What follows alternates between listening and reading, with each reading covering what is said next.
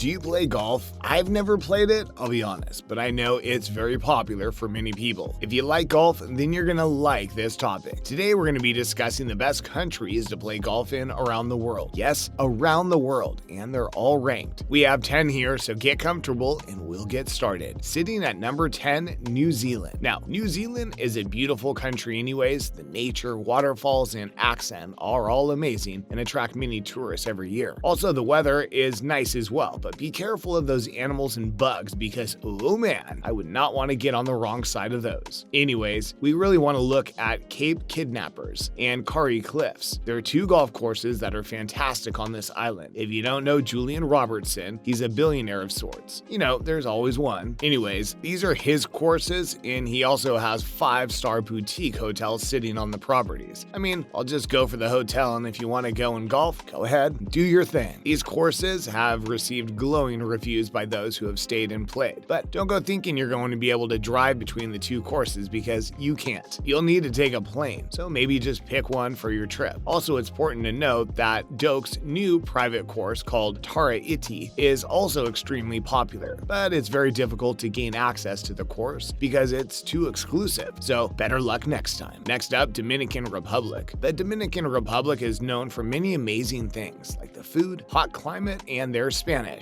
If you want to go golfing, then maybe this Spanish-speaking country will work for you. They have two courses, Teeth of the Dog at Casa de Campo. I dare you to say that 5 times fast. Also, they have Punta Espada. Unlike the last two courses, these two are only an hour's drive away from each other, so you can actually go to both of them if you really wanted to. If you want a place to enjoy, then Pete Dye is not 1, not 2, but 7 coastal holes on the Teeth of the Dog. But they met their match with Jack Nicklaus when he built 8. My goodness, these two are just straight up competing here, but at least it makes them happy. Anyways, this is a fantastic place to golf because the Punta Espada course hosted the Champions Tour Cap Cana Championship from 2008 to 2010. It's a good run to be fair. Up next on our list, Mexico. Now, Mexico has 3 courses you can try out, but before we get into that, let's just talk about the history, food, and culture for a second. You can enjoy some amazing times in Mexico, so whether it's golf or not, I suggest going to this lovely country. Anyways, there are 3 courses here: Dunes Course at Diamante, the Cove Club at Cabos de Sol, and Quiriciencia. All 3 of these courses are found in Los Cabos at the tip of the Baja Peninsula, and apparently they're all very special. Turns out Diamante used to be a private course, which was nice for those that could pay to be there, but with the opening of 2 resorts by the Hard Rock and Nobu, public access then started. Once you allow the public in,